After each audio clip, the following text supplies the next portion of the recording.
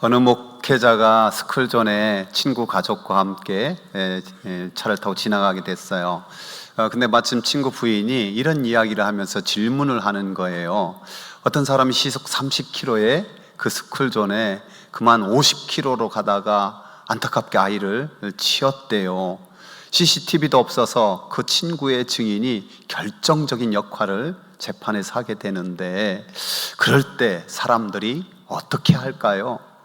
친구와 우정을 생각해서 거짓말을 할까요? 아니면 알지 못하지만 그 다친 아이가 너무 불쌍해서 그 아이를 위해서 정직하게 진실을 말할까요? 목사님은 목사님이니까 정직하게 말씀하시겠죠? 함께 웃었지만은 그게 심각한 질문으로 다가온 거예요. 내가 과연 오랜 친구와의 우정이 깨지더라도 진실을 말할 수 있을까? 여러분은 어떻습니까? 여기에 대한 통계가 나와 있는데요. 미국 사람들은요, 솔직하게 진실을 말한다가 70%가 된대요. 우리나라 사람은 몇 프로가 될까요? 그랬더니 일부에 누가 100%요 그러더라고요. 제가 깜짝 놀랐어요. 우리나라는요 20% 정도가 된대요. 이게 우리나라가 정직하지 못하다라고 쉽게 말하기보다는 오랜 세월 정으로 다져진 문화, 이 정문화가 그런 일을 만든다라는 거지요. 정은 우리 민족에게 따뜻함과 정말 사람다운 삶, 그런 행복을 느끼게 하는 귀중한 요소잖아요. 그런데 때로는 이게 공의와 좀 대치되는 그런 일들을 할 수도 있어요. 어쩌면은 전도에 대해서도 마찬가지예요. 복음을 전합시다 하는데 왜 우리가 꺼려지느냐? 상대방이 불편해 하잖아요. 종교와 정치 얘기는 하는 게 아니에요. 뭐 이런, 또는 관계가 어색해질까봐, 또 혹시나 우정에 금이 갈까봐 꺼린다라는 거예요.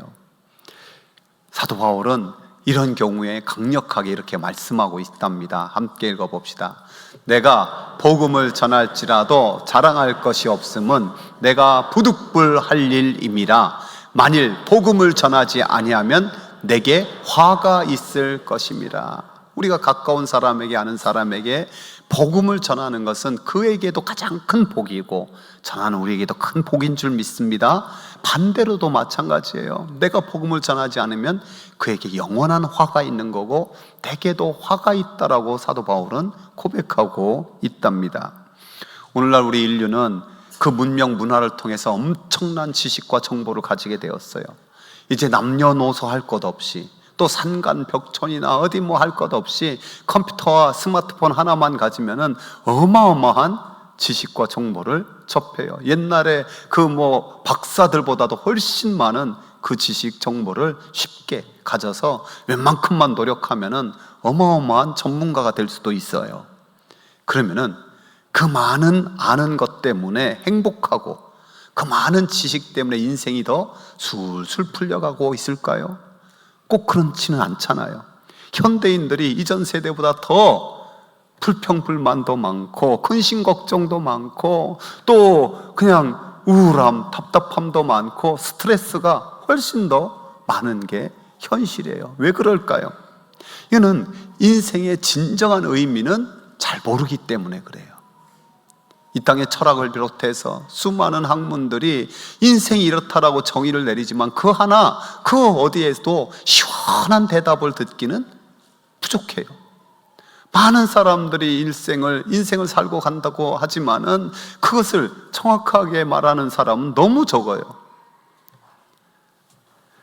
인생의 정답은 사람을 지으시고 인생을 통촉하시면서 역사를 아시는 하나님의 말씀 안에서만 찾아야 되는 줄 믿습니다. 특별히 복음 안에서 명확하게 정의해야 되는 거예요. 그래서 오늘 말씀에 보면 이것이 너희에게 전한 복음이니라, 곧 하나님의 말씀이 있다고 선언하고 있답니다. 하나님께서 말씀하시는 인생론은 뭘까요? 짧다는 거죠. 잠깐 지나가는 존재, 풀과 같은 존재라는 거예요. 봄이 되면은 우리 교회 정원에서도 잔디가 싹 솟아나고 있고요, 새싹들이 싹 솟아나면은 어떤 분들은 그렇더라고요. 어떤 꽃보다도 그런 새싹이 막 돋아나는 게 훨씬 예쁘다고 그런 느낌 들잖아요. 그 여름이 되면 얼마나 풀들이 왕성하게 일어나는지, 이렇게 풀 한번 뽑고 지나가면 돌아보면 또 나 있어요. 그만큼 왕성하잖아요. 근데 그렇게 생명력 있고 왕성한 풀들도 가을이 되면 곧바로 드러내게 시들어지고, 또 뽑거나 자른 풀은 한나절도 지나가기 전에 다 말라 비틀어지고, 인생이 마치 그렇다는 거예요. 그래서 우리가 일장춘몽이라고 하잖아요. 일장춘몽. 한 소년이 봄에 밥을 많이 먹고 식곤증으로 말미암아 잠깐 자고 눈을 떴더니 이게 웬일입니까? 백발이 성성한 노인이 돼서 깨더라는 거예요. 마치 그처럼 빠르게 지나가는 거예요. 그 야고보 사도는 이렇게 선언하고 있습니다. 이 말씀도 함께 읽어볼까요? 내일을 너희가 알지 못하는도다. 너희 생명이 무엇이냐? 너희는 잠깐 보이다 없어지는 안개니라. 잠깐 보이다 없어지는 안개와 같은 인생.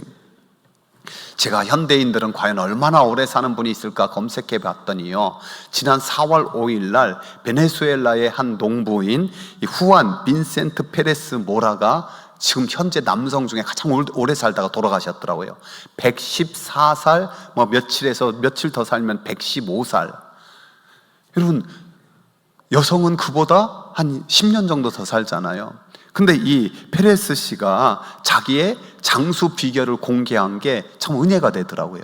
열심히 일하고 휴일에 쉬고 일찍 잠자리에 들고 매일 지역의 증류주인 아르과디엔티 한 잔 마시고 하나님을 사랑하고 항상 그분을 마음에 품는 것입니다. 하나님을 사랑하고 항상 그분을 마음에 품는 게 장수의 비결이라고 말하니 얼마나 감사해요. 근데 제가 남성은 최고 기네스북에 올라온 분이 115살 정도, 여성은 한 120, 한 2살인가 3살 요 정도예요. 그거 생각하니까 여기 혹시 90세, 한 85세쯤 되시는 우리 어르신 있잖아요, 남성. 30년만 더 살면 기네스북에 올라가요. 90세 되신 할머니 계시면요, 30년만 버티고 살면 기네스북에 올라. 근데 이 30년 그것도 얼마나 빠르게 지나갑니까? 그렇잖아요. 그게 우리 인생이고, 그래서 남은 날을 계수할 수 있는 게 참된 지혜다라고 말씀하고 있잖아요. 서울에 있었을 때 목사님이 장례식마다 하던 얘기여서 저도 몇 번 한 것 같은데, 어느 왕이 광대놀이를 너무너무 좋아했어요.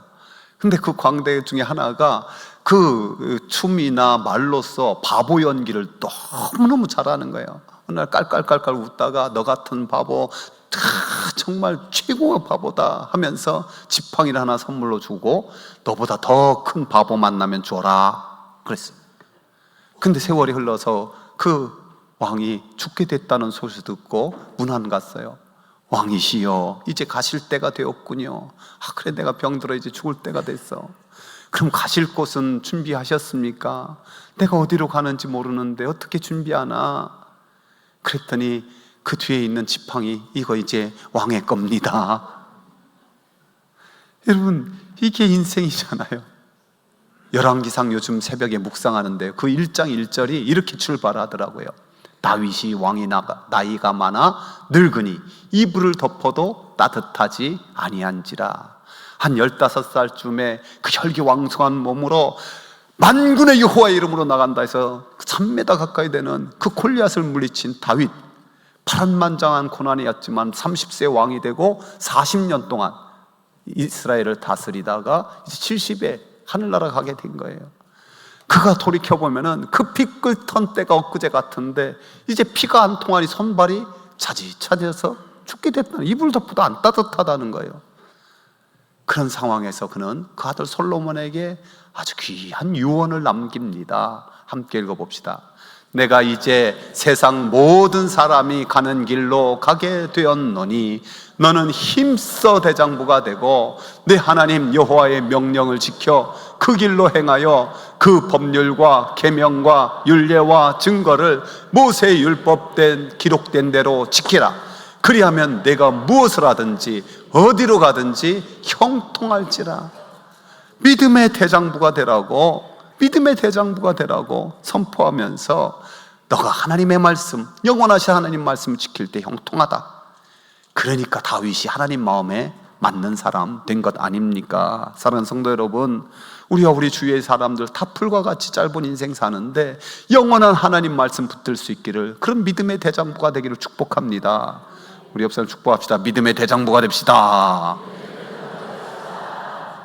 인생은요 풀과 같아요. 또 그 영광이 풀의 꽃과 같다고 말씀합니다. 꽃은 너무너무 인간을 따뜻하게 하고 아름답고 좋아하잖아요. 꽃 싫어하는 사람 없잖아요.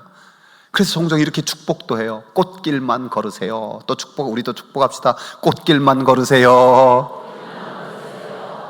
근데 질문해 볼게요. 여러분, 평생 꽃길만 걸은 사람 있으면, 그런 사람 본 사람 있으면 손 들어 보실래요? 아무도 없잖아요. 아무도 없잖아요. 여러분, 오늘 말씀에 풀은 마르고 꽃은 떨어진다. 화무 11홍이라고 그러잖아요. 어른들, 열흘 동안 그렇게 붉게 핀 꽃이 없다. 백일홍도 있는데요. 꼭 그런 말 하면, 근데 그것도요 가만히 보면은 피었다 지고 피었다 져서 100일 가는 거예요. 며칠 전에 원로 목사님하고 식사를 좀 했어요. 그 벚꽃이 가장 멋지게 펴 있더라고요. 그리고 생곡에서 일선교 사이도 벚꽃이 이렇게 큰 벚꽃들이 너무 멋있게 펴 있는 거예요. 근데 그 모습 보면서 원로 목사님 이런 말씀하시더라고요. 저 벚꽃이 내 큰딸 낳았을 때 박정희 대통령이 심은 거라고. 그래서 약 60여 년 된 거예요. 근데 저 벚꽃이 이제 얼마 안 있어서 죽을 거라고. 제가 깜짝 놀라서 예? 그랬어요. 이 벚꽃의 수명이요 100년 안쪽이래요. 그러니까 이제 그 큰 벚꽃들은 이제 몇십 년 있으면 곧 죽는 거예요. 그랬더니 옆에 있는 원로 목사 사모님이 그러시더라고요. 왜 이렇게 일찍 죽느냐고, 다른 나무보다 저 벚꽃을 저렇게 많이 피우느라고 기력을 다 써서 빨리 죽는데. 그래서 제가 너무 은혜를 받았어. 봄 되면 가장 그 화려한 벚꽃 본다고 이리저리 하는데 거기에서 인생을 배워야 되는구나. 벚꽃만큼 인생을 명확하게 설명하는 꽃이 없구나. 그렇잖아요. 100년 안쪽 살면서 저렇게 피워봤자 한두 주 지나면 싹 사그라지는 것. 야, 인생이다, 인생이다. 그렇잖아요. 여러분, 오늘 말씀에 그 영광이 풀의 꽃과 같다. 꽃이 시들고 그러면은 아무리 좋아서 펄쩍펄쩍 뛰어서 받을 때에도 그것을 금방 쓰레기통에 버리고 말하잖아요. 인생이 그런 순간이 있지요. 자랑스러운 순간, 행복에 겨워서 이 순간만큼 영원히 갖고 가고 싶은 순간. 그렇지만은 그런 것들이 풀의 꽃과 같다. 너무 짧고 허무하다라는 거예요. 인류 역사상 전무후무한 부귀영화 누린 사람 솔로몬이잖아요. 솔로몬. 그 솔로몬 아버지의 유언대로 처음에 하나님을 잘 섬겼어요. 하나님 앞에 왕이 되었을 때 두렵고 떨리는 마음으로 1000번째 드리면서 간절히 기도했을 때 하나님이 그가 구한 지혜를 주셨어요. 구하지 아니한 부귀영화도 흠뻑 주셨어요. 그런데 안타깝게도 하나님을 떠났던 이 솔로몬, 인생의 말년에는 헛되고 헛되도다라고 전도서에서 헛됨을 외칠 수밖에 없었어요. 그가 9가지 헛됨을 외쳤는데요, 간단하게 보면 이런 거예요.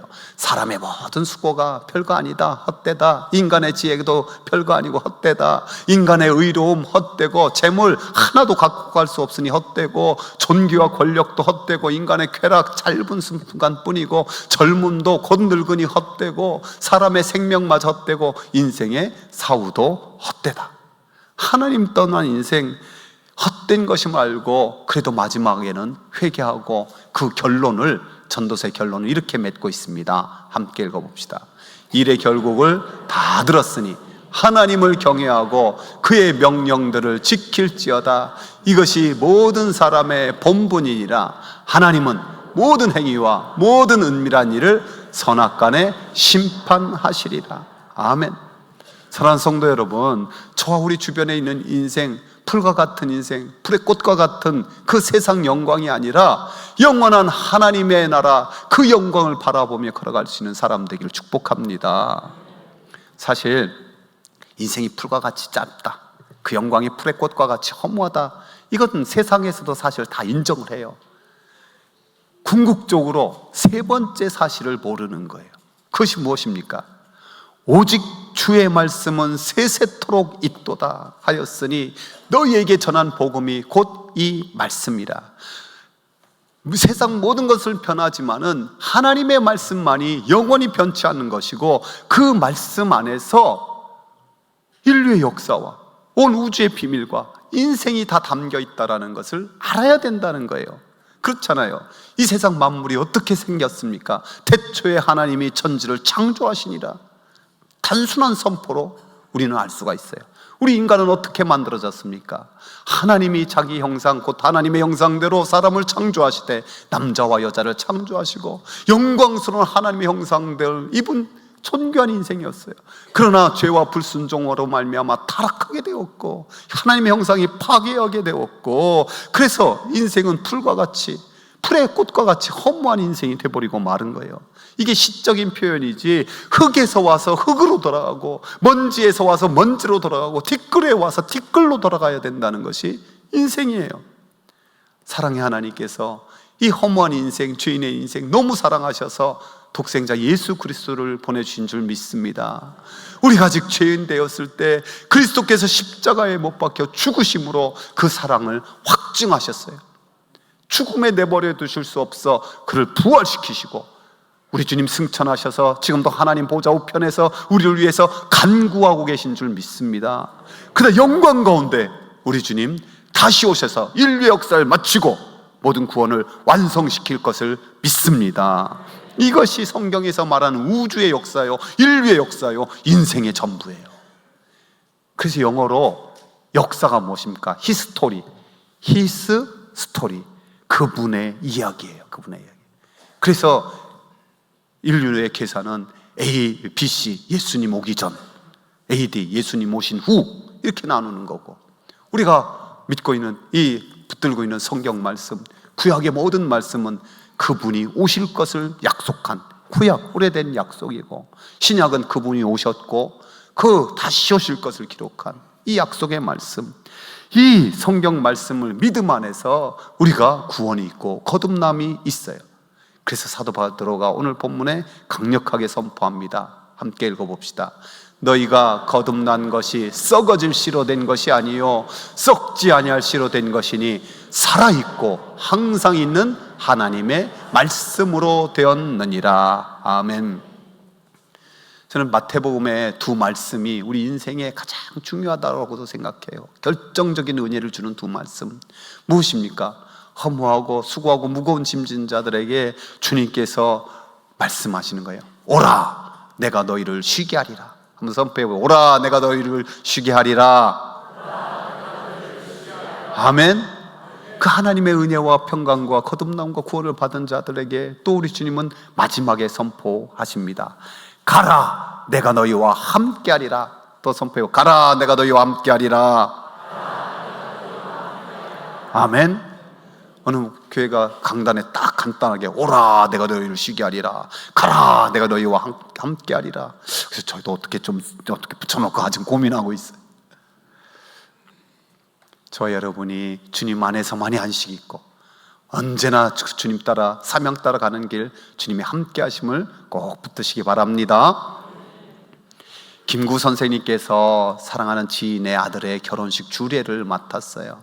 너무 잘 알았고 그분은 올곧은 삶, 나라 사랑의 삶, 또 연약한 자들을 잘 돌본 덕망 있는 삶을 잘 살았어요. 무엇을 할까 고민하다가 우리나라에서 가장 짧고 유명한 주례사를 남겼어요. 그 아들을 물끄러미 바라보시더니 이 한마디 했어요. 너를 보니 내 아버지가 생각난다. 잘 살아라. 그 아들, 야, 주례사 짧고 너무 좋다. 그냥 예쁜 색시 때문에 어떻게 잘 들었는지 모르겠지만은 아마 평생 내 아버지를 보니, 너를 보니 내 아버지가 생각난다. 잘 살아라. 가슴에 울림이 계속 있지 않았겠습니까? 여러분, 우리가 어떤 존재인지 아십니까? 성경은 이렇게 정의해요. 함께 읽어봅시다.